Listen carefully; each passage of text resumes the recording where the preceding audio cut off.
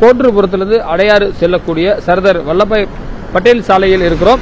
நேற்று இரவிலிருந்து விட்டு விட்டு கனமழை பெய்து கொண்டிருக்கிறது.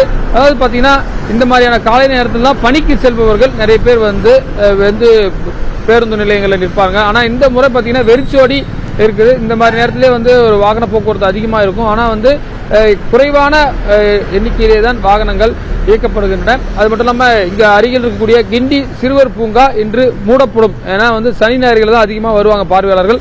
ஆனால் அதுவும் மூடப்படும் என்று சொல்லப்பட்டிருக்கிறது.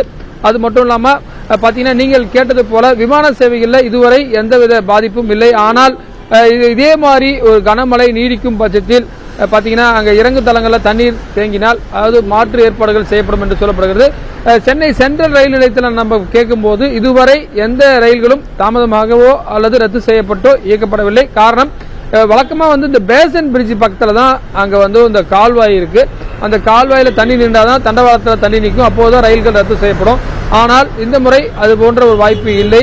ஆனால் கடந்த மாதம் இதே மாதிரி பாத்தீங்கன்னா மாத இறுதியில ஒரு மிகப்பெரிய மழை வந்தது. அதனால வந்து தண்டவாள பகுதியில் ரயில் தண்ணி இருந்ததால ஆவடியில் இருந்து ரயில்கள் இயக்கப்பட்டன. அது போன்ற சூழல் தற்போது எழவில்லை.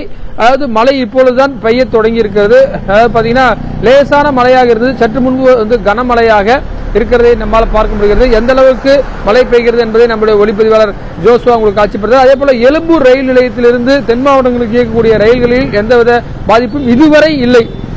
ஆனால் இதே நிலைமை இதே அளவுக்கு மழை பெய்து கொண்டே இருக்கும் பட்சத்தில் தண்டவாளங்களில் தண்ணீர் நின்றால் தாழ்வான பகுதிகளில் அப்போது வேண்டுமானால் பாதிப்புகள் ஏற்படுவதற்கான சேவைகளில் மாற்றம் ஏற்படுவதற்கான வாய்ப்பு இருக்கிறது.